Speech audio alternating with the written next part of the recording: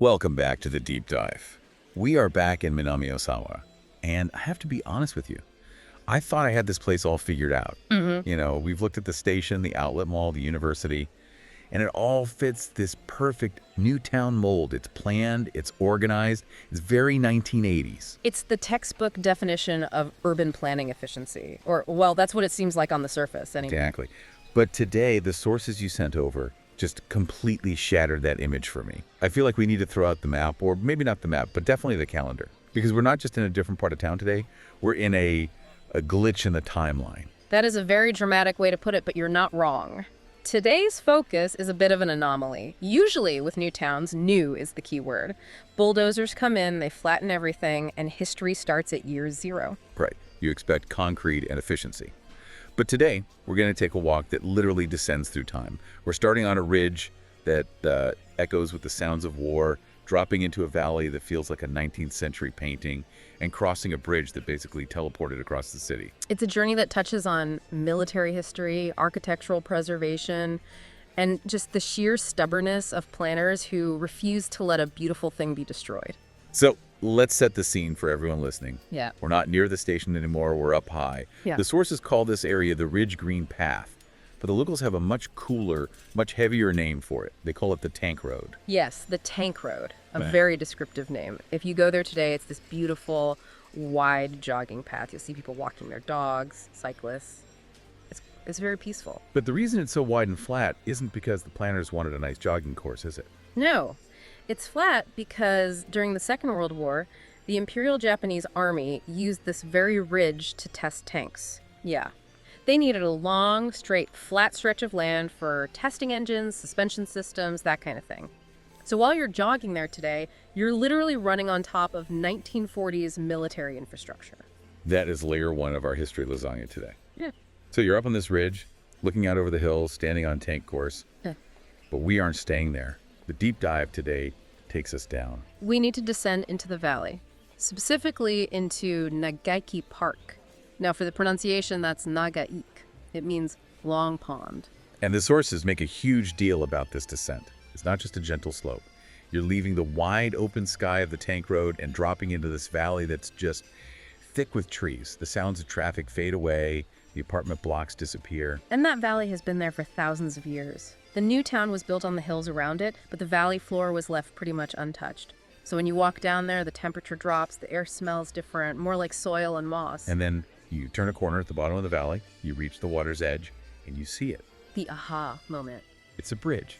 But not just any bridge. We've talked about those cool, modern pedestrian bridges, the ones that look like harps or steel beams. This is not that. This looks like something out of a European capital in, 1900. It really stands out, doesn't it? It's jarring. You've got these magnificent double arches made of red brick, white granite stones lining the edges, these decorative balustrades.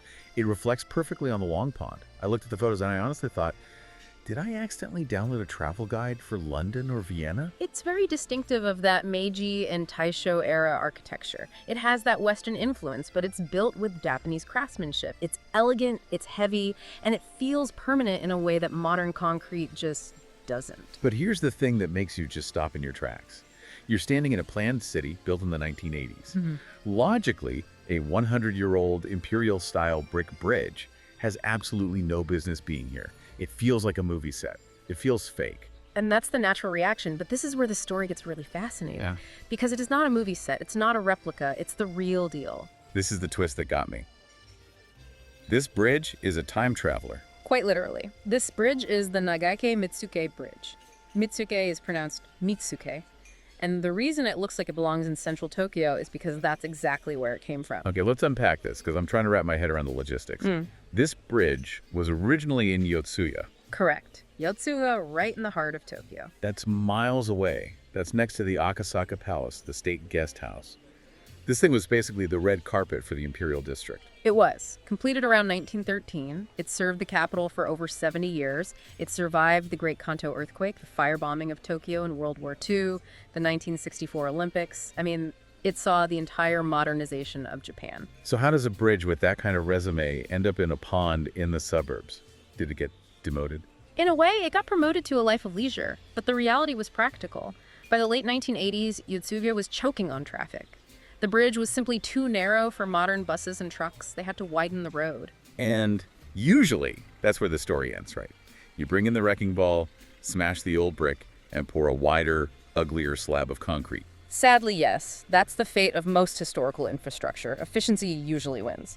But this bridge, people loved it. It was considered a masterpiece of its era. The red bricks, the arches, it had a character people weren't ready to just let go of. So they decided to move it. But I have to play devil's advocate here. Moving a bridge, that sounds insanely expensive. You can't just pick it up with a helicopter. No, you cannot. It was a massive undertaking financially and logistically. They had to dismantle the bridge stone by stone. Stone by stone. Literally. They had to catalog every single piece of granite, label every usable brick. They carefully took it apart, stored it, and then trucked it all the way out to Minami-Osawa, which at the time was just a construction site. I'm just picturing the city council meeting. Hey, instead of spending a little bit to demolish it, let's spend a fortune to solve a giant 3D puzzle in a forest 20 miles away. Why? Why go to all that effort? Well, it comes back to what a new town lacks. Minami-Osawa in the early 90s was sterile. It was efficient, clean, brand new, but it had no soul. It had no history. Ah, I see. They weren't just saving a bridge, they were importing a soul. Precisely. They were buying instant heritage. By replanting this bridge in Nagaike Park, they gave the town an anchor, something that felt weighty and real. It's like buying a brand new modern house and then installing a 200-year-old fireplace in the living room. It changes the whole vibe. It does. And if you look at the bridge today, in its new home, it's arguably happier. In Yotsuya, it was being vibrated to death by heavy traffic. In Nagaiki Park, it only carries pedestrians. It's retired. It's living its best life in the countryside. It is. It's found a sanctuary. Now, you mentioned it's not a replica. And I want to talk about the proof of that, because there's a detail on the bridge itself that I think is just so poetic. You mean the nameplate? Yes. So for our listeners, imagine you're walking across this bridge. You've come down from the tank road, you're admiring the red bricks, you run your hand along the stone railing. You get to the center, and you look down at the bronze nameplate embedded in the stone.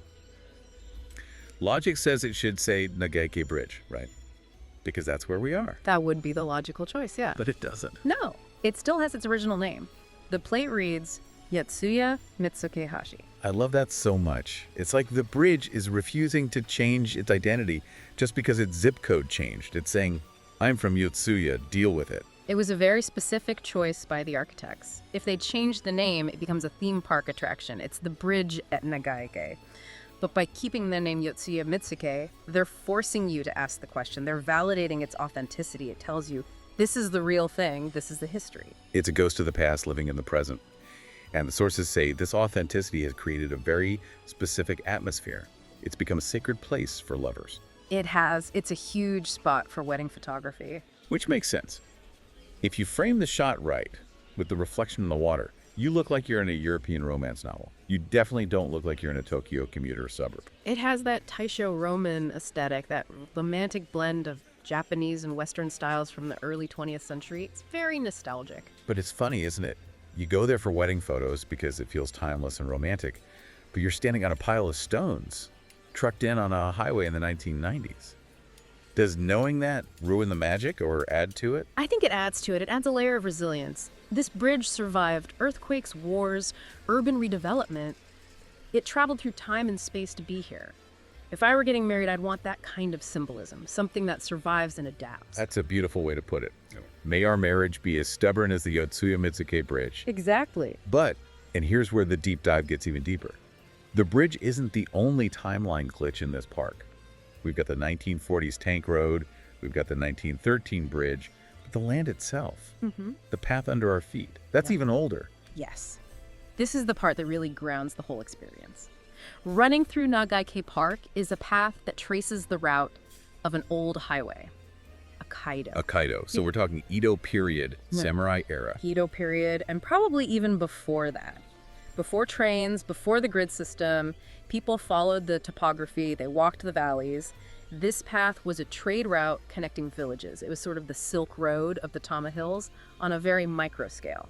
So let's just synthesize this image, because my brain is doing somersaults. When you stand in the middle of Nagaike Park, you're looking at a Meiji-era bridge while standing on an Edo-era dirt road all surrounded by a Heisei-era new town. It is a convergence of timelines. It's a vertical slice of Japanese history, all in one single view. And the sources say the path isn't just, paved over, right? It still feels ancient. In sections, yes. They've kept the dirt path aesthetic. It's dark. It's surrounded by old-growth trees.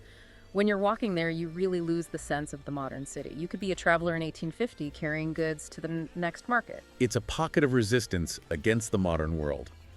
We talk so much about how fast everything moves, but here you can touch a stone cut in 1913 and walk a path worn down by sandals in 1800. And that's the brilliance of Minami-Osawa's design here. They didn't erase the layers.